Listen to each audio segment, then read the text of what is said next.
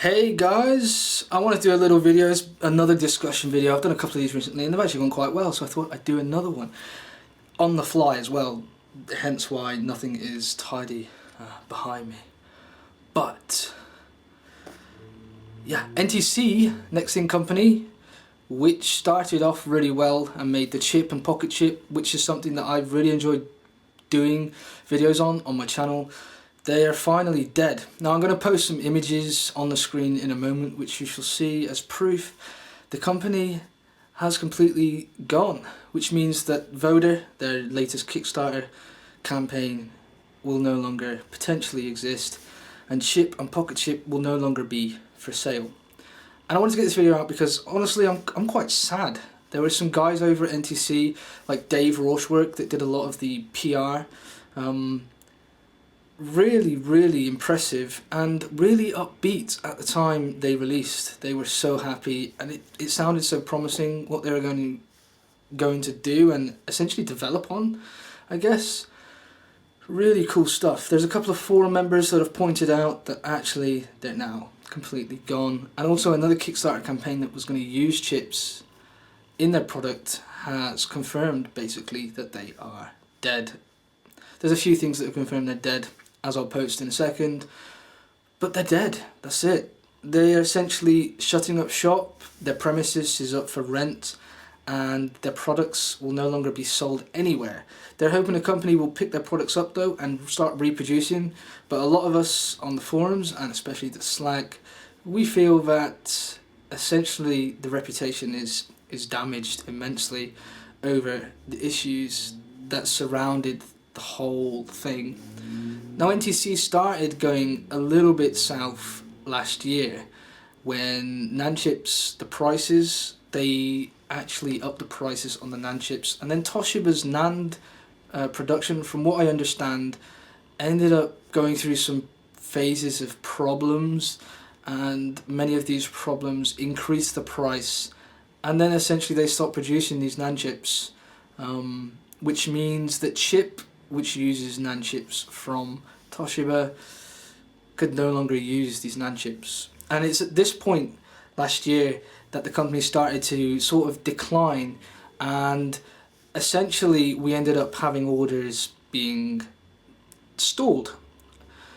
This came to be a big issue for Next Thing Company because the negativity surrounding the stalling of purchases and shipments ended up being posted all over the BBS, which is Next Thing's forums, and this, in my opinion, was where I came in. Is I understood where these people were coming from, because they bought a product that they thought was going to be shipped. They thought they were going to get the product. Let's face it, Pocket Chip is an awesome looking product. It's really cool, it's unique, it does some awesome things and has great specs, along with NTC being good at producing the software for it and essentially making it out to be the world's first $9 computer. The world's first, which is a huge accomplishment. At $9 a piece, you could get a fully blown Linux computer. It was cheaper than Raspberry Pi at the time. It was even cheaper than Orange Pi, and they're pretty cheap. In fact, it was cheaper than any of the SBCs that were currently available in the market.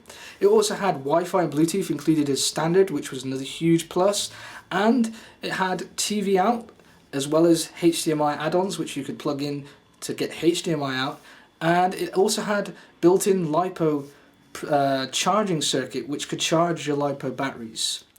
Beyond that, it was tiny, really small. If you were just buying the chip alone, you could fit it behind your TV and no one would even know it's there, and it could do some really cool things like video streaming, as well as be a fully blown Linux PC, and of course Pico 8, which is not really included as standard on any other SBC other than Chip.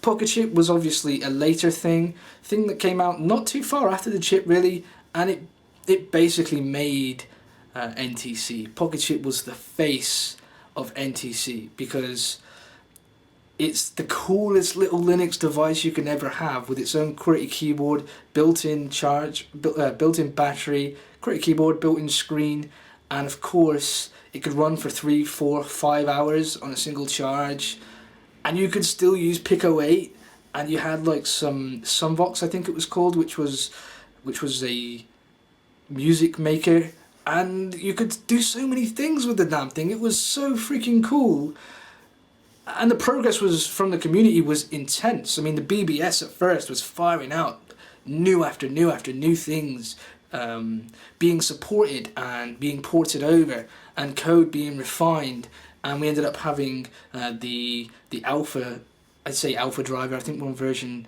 8 something or other now, alpha driver, which included that 3D hardware acceleration support in a small way, but it still included it, and therefore we could have access to things like Kodi and other types of 3D games which weren't possible before that point.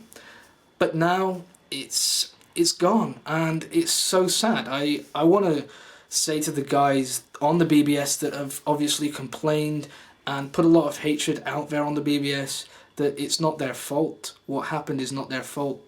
The only thing that is their fault, and essentially their downfall, is the lack of communication from Next In Company.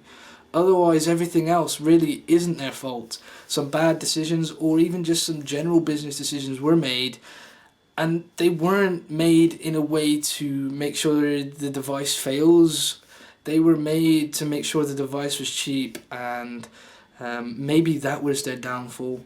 But in the end, really, all I can see being their downfall is the fact that they didn't communicate, even to Kickstarter backers, and they failed to address the fact that the NAND chips were obviously going to be more expensive. Just before they left the scene and everything started going downhill, they did announce a chip V2, which also sounded promising, but was a step backwards in that it only had half the RAM that chip V1 had, which didn't make much sense either. Also, the initial chips that released, the ones I have upstairs, are the 8GB Hynix models. Many of the later chips were only 4GB of flash storage included, which wasn't really a problem because that was the initial amount in the first place, but it was still cool to have an extra 4 gigs, and it would have been cooler to have an extra 4 gigs going forward anyway.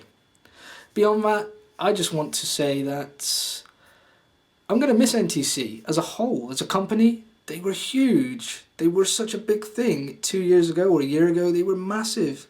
They came into this world with all these cool sort of ideas, and now they're leaving this world a shell of their former self.